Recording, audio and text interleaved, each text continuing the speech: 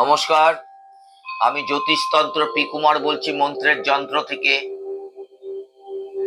আমি আপনাদের অনুরোধ করছি আমার এই মন্ত্রের যন্ত্র এগিয়ে নেওয়ার জন্য আপনারা যদি আমাকে সহযোগিতা না করেন তাহলে বেশি দূর কিন্তু আমি এগোতে পারবো না। আমার এই মন্ত্রের যন্ত্রে নানান সাবজেক্ট নিয়ে কিন্তু আমি আলোচনা করছি। আমি গতবারে বলেছিলাম পঞ্চমুখী রুদ্রাক্ষ সাধারণত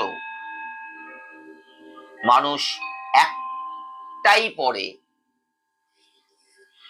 পঞ্চমুখী রুদ্রাক্ষ, কিন্তু এর নিয়ম হচ্ছে একসাথে তিনটে পড়া। এই ব্যাপারে কিন্তু আমি আলোচনা করে গেছি। তাই আপনারা যদি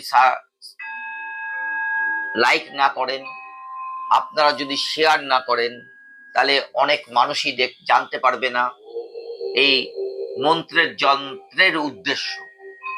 এবং সাবস্ক্রাইব না করলে আপনি কিন্তু আমার পরবর্তী ভিডিওগুলো কিন্তু দেখতে পাবেন না। আমি আজ আসছি ছয়মুখী রুদ্রাক্ষ নিয়ে। শিবের পুত্র কার্তিকের শক্তির কেন্দ্রবিন্দু এই ছয়মুখী রুদ্রাক্ষ। আপনারা হয়তো সবসময় জানেন রুদ্রাক্ষ মানে শিব, কিন্তু তাই নয়। রুদ্রাক্ষ, প্রত্যেকটা রুদ্রাক্ষ আলাদা আলাদা ভাবে শিবের সাথে কিন্তু আলাদা আলাদা দেবতা কিন্তু জড়িত আছেন। যেমন শিবের পুত্র কার্তিকের শক্তির কেন্দ্রবিন্দু হলো এই ছয়মুখী রুদ্রাক্ষ। এই রুদ্রাক্ষ বিদ্যা, বুদ্ধি, জ্ঞান প্রদান করে। এছাড়া এটি বিভিন্ন প্রকার সাংসারিক অশান্তি থেকে রক্ষা করে।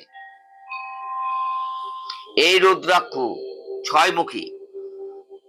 সেই সব বাচ্চারা যারা পড়াশোনায় ভালো নয়, তাদের যদি এই রুদ্রাক্ষ বিধিমতো ধারণ করা যায় তবে তাদের মেধা বৃদ্ধি হয়ে থাকে। এই বিধিমতো কথার অর্থটা হচ্ছে কাল, সময়, নক্ষত্র ইত্যাদি ইত্যাদি। তার জন্য আমার সাথে আপনার যোগাযোগ করতে হবে। এই ছমুখী রুদ্রাক্ষ সাক্ষাৎ কার্তিক। এটি ডান হাতে ধারণ করা উচিত। এই রুদ্রাক্ষ ধারণে যদি আপনি ধারণ করতে পারেন, ধারণ করলে ব্রহ্ম হত্যা পাপ থেকে মুক্ত হওয়া যায়। ছয়মুখী রুদ্রাক্ষের দেবতা কার্তিক। তবে এটি ধারণে কার্তিক, গণেশ উভয়েরই প্রসন্ন হন। এটি বাহাতে ধারণ করলে ব্রহ্ম হত্যার পাপ থেকে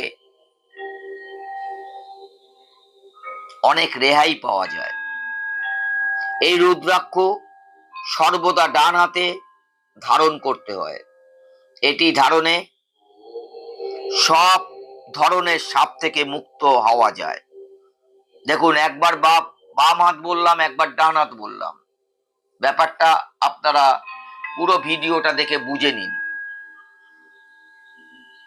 সাধকের যেই সাধক, অর্থাৎ হচ্ছে যেই ধারক, সেই হচ্ছে সাধক। আর সেই সাধক যখন এই ছমুখী রুদ্রাক্ষ পড়বেন, সেই ক্ষেত্রে একটা মন্ত্র উচ্চারণ করতে হবে। আপনার রুদ্রাক্ষ পড়লেই কিন্তু হলো না, তার বিধি, তার নক্ষত্র, তার সময় বিবেচনা প্রযোজ্য।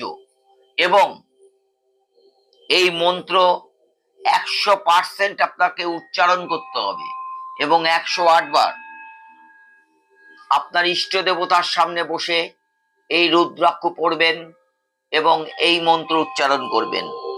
মন্ত্রটা কি? ওং হিং হুম নম। আমি আবার বলছি, যখন ছয়মুখী রুদ্রাক্ষ আপনার ইষ্ট দেবতার সামনে বসে সুস্থ মনে, সুস্থ চিন্তায়, নক্ষত্র বিধি সবকিছু মেনে যখন আপনি ধারণ করবেন, এর উপকার 100% আপনি পাবেন। এটা কার্তিকের, মানে শিবের সন্তান কার্তিকের একটা রুদ্রাক্ষ। এর থেকে আপনি অনেক কিছু উপকার পাবেন, যেটা আমি বলে এসেছি। কিন্তু পড়ার সময় এই মন্ত্রটা আপনাকে 108 বার পাঠ করতে হবে।